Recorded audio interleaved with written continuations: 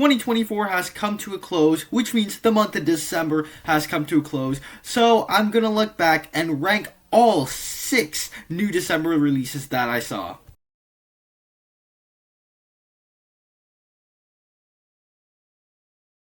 Hi, my name is Nathan, and I talk about a lot of movies on this channel. If you're new here, down below in the comment section, share your ranking of the December new releases that you saw over on my channel. I have more content like this. Check those out once this video is over. And if you enjoyed this video, click the like button. Be sure to subscribe because that really does help a lot. With all that said, let's just get straight into the ranking. In last place, Kraven. Now, of course, this movie's in last place, and this is the final film in the Sony Spider-Man universe, lacking Spider-Man, where they take the Spider-Man villain and turn them into a hero. It was always destined to just be a bad movie, just from that alone, and it was so bad it was the final blow in this universe. Inherently, this is a movie absolutely nobody was asking for. Nobody was interested in a movie about Kraven. Aaron Taylor Johnson at least is somewhat trying in this movie, which makes this movie a tad bit better than Madam Web and Morbius to me. But this movie is still pretty much just as bad as Madam Web and Morbius, as this movie is filled with some horrible dialogue. The action, I mean, it was shot kind of well, I would say, but it was filled with some really poorly done VFX and CGI. A good third of it, to maybe even more of a third of it, the first third of it is spent on Kraven's backstory, which nobody cares about. And it's even unclear who the main villain is, as who you're supposed to be working against, Kraven's father or the Rhino. There are just some absolute dumb sequences. One of them that I mentioned previously in a different video involved Kraven dying because he got shot, and then Ariana DeBose comes in and tells him to get up, and then he gets up. Ridiculously executed. So overall, this was just a bad movie. I don't think everybody's already said enough about it, so it's in last. Number 5, Babygirl. To be clear, there is a big gap from Kraven to Babygirl. I don't think Babygirl is particularly a good movie, but I do think it is at least a well-made movie. Thus, it is much better than Kraven. So, Babygirl is a movie that is well made, it is well shot, it is well acted, but it's just not made for me. I am not the target audience for this movie. This movie, it's not that it offended me or grossed me out. I'm not into these sexually charged movies. There was a movie that came out last year in January called Miller's Girl that just legitimately grossed me out. This movie didn't do any of that. It didn't offend me. It didn't do anything like that. So it wasn't that level of just.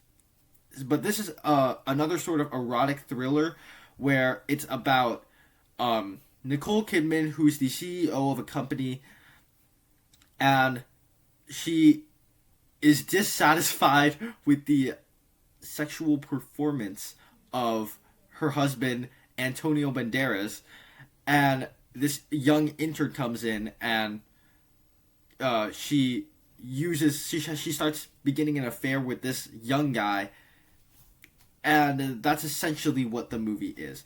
Like I said, there are some good performances here. Nicole Kidman is obviously the lead of it. She does well in this movie.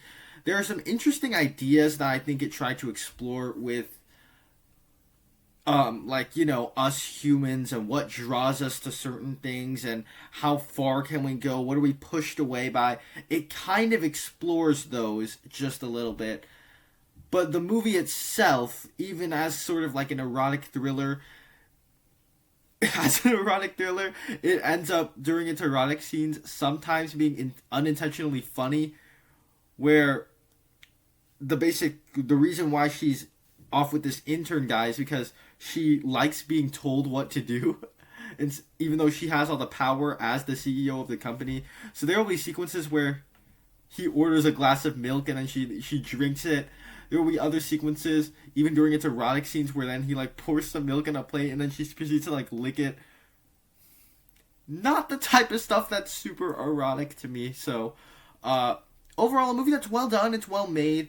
it's just not for me, and even as an erotic thriller, it was sometimes unintentionally kind of funny.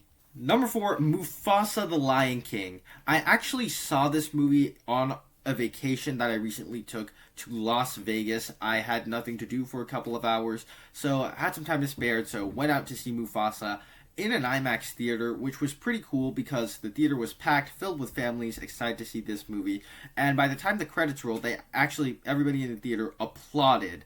So it was a fun experience watching this movie in the theater, and I would say the film itself is a decent enough prequel to the Lion King story. I would say it's really fun and nice that we get a new story set in the world of the Lion King. That's just kind of cool, and I simply do think that the visual effects are better looking than the 2019 film. The 2019 film, the animals just didn't kind of emote. This one, you could kind of tell that they improved the technology a little bit in order to have the animals actually be able to smile. And so I just thought that was a nice element of the film. But the plot itself just felt too rushed. And I mean that really because it just rushes from plot point to plot point to plot point in under 2 hours for a movie that I think should have been longer in order to develop everything out.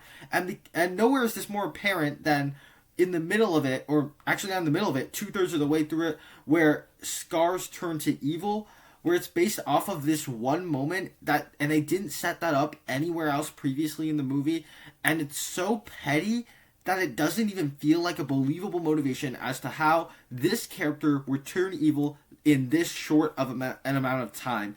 And because the plot was so rushed, it was focusing on a little bit too many things, I literally forgot the villains in the movie in the middle of it until they had to cut back to them, and I went, oh wait, those are the villains of this movie. Another thing that was just really rushed is Mufasa's rise to king and how unbelievable it is. It doesn't really feel real.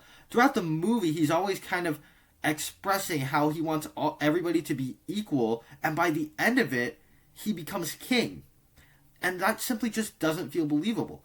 As a musical, I didn't find most of the songs memorable. I just thought they were kind of like, I mean, I listened to them and then I just throw them away. That was most of them in this movie, and there aren't many songs in this movie. And so, an enjoyable enough, a totally watchable film, but just, I think it needed to be a little bit longer and iron out the kinks a little bit. Number 3, Y2K. To be clear, there is also another big jump from Mufasa to Y2K, and I will say the top 3 on this list I would safely go positive on. And so Y2K, basically, it's a movie essentially about the year 2000 problem from back in New Year's Eve 1999, where the world was freaking out because the year 2000 was about to arrive, and they thought something would go wrong with the computers and they would go haywire, and obviously that didn't happen.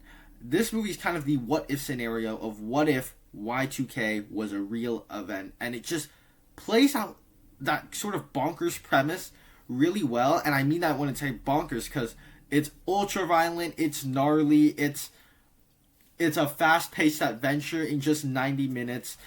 It very much has that teen vibe and sense of humor with teenagers partying at a New Year's Eve party, and then the ultra violence begins. And the movie actually does have some little setups and payoffs that worked quite nicely and gave the movie something I didn't really expect. Like a joke earlier, a running joke about a condom ends up to be really important in the third act of the movie. And, you know, this movie can be a little bit cheesy and dated because it's obviously set in 1999, and you know, people go on America Online with the You Got Mail. It can be a little bit dated. The effects definitely look lower budgeted. The robot effects, they look like a little cheesy to me. But all in all, just a fun little what if scenario Y2K. Our runner-up is Carry On. This, to me, was just a surprisingly good Netflix thriller. I thoroughly enjoyed what they did with this movie. It's directed by John Colette Serra. He directed some Liam Neeson action thrillers, and Liam Neeson has done a whole bunch of them. And this one is kind of very much reminiscent of The Commuter and Nonstop, but it's better than The Commuter and Nonstop. It's essentially about this guy works at an airport. He's being set up by Jason Bateman, who, by the way, Jason Bateman is the standout of this movie. Every time he's on screen, or when you hear his voice, which is a majority of this movie, he is a ton of fun. He steals the show here. Taron Egerton's also really fun. It also sort of combines like Die Hard-esque elements where it's set during Christmas, but it's not really a Christmas movie. It's just a thriller at the airport. And that's also kind of fun. As a thriller, it moves at a nice pace as you're following Taron Egerton as he's trying to get out of this. He's trying to stop this terrorist attack on a plane from happening. And it kept me on the edge of my seat, which I really didn't expect from a Netflix thriller. I go into these movies with very low expectations, and this one exceeded all of them. It kept me on the edge of my seat. It was engaging. It was thrilling. It had fun movie stars in it. And it's just a movie that ended up to be right up my alley. So this is one where it kind of came out of nowhere and ended up to be a real nice, pleasant surprise. So if you want a solid thriller on Netflix, watch Carry On. But for me, coming in at number 1, Sonic 3. Now, to me, this movie simply just had some of the best of the Sonic film elements, and it made for, to me, the best movie of the trilogy. It's focused entirely on the Sonic team, and it cuts to the human subplot, which gives it just a more fun, adventurous side to it than the first 2 films. Shadow is a great villain that you can sympathize with. He's fun being played by Keanu Reeves. He has a backstory. You want to see him defeated at certain points in time, but you could also sympathize with him, which is when you have a great villain. Jim Carrey, of course, returning in this movie, and this time he's double the fun because there's 2 characters that he's playing. That's also a lot of fun. And while it maintains the franchise tone, it also is able to have actual character arcs, especially for Sonic and Shadow, and emotional elements that I thought worked better than the emotional beats in the first 2 films. The stakes in the adventure that they're on are much higher and extremely, and there's internal conflicts, external conflicts within the character that fit very nicely with these world-ending global stakes. And so for me, simply put, this movie had the best elements of the Sonic franchise, and it was the best of the Sonic trilogy, and it was a really fun time at the movies. It is my favorite movie of December. There you have it. That is my ranking. Down below in the comment section, share your picks for your December movies ranked. Over on my channel, I have more content like this. Check this out once this video is over. Thank you guys so much for sticking around to the end. I will see you in the next one.